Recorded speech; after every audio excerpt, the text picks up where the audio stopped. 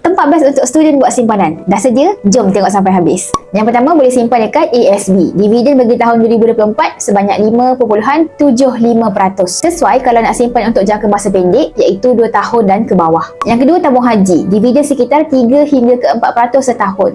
Juga sesuai untuk simpanan jangka masa pendek, iaitu 2 tahun dan ke bawah. Yang ketiga, simpan emas dalam akaun emas GAP, Gold Accumulation Program Public Gold.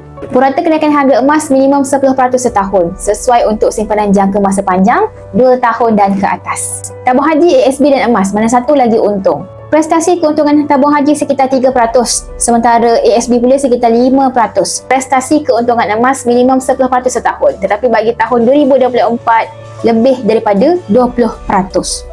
Jadi untuk simpanan jangka masa pendek, boleh simpan dalam ASB ataupun tabung haji kerana pulangan dividennya konsisten antara 4 hingga ke 5%. Sementara untuk simpanan jangka masa panjang, boleh simpan di dalam bentuk emas.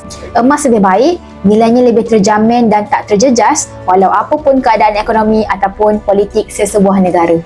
Belum lagi ada simpanan emas dan dah bersedia nak mulakan simpanan emas bermula RM100 dan ke atas, boleh klik link bio. Saya bantu sebaiknya, insya-Allah.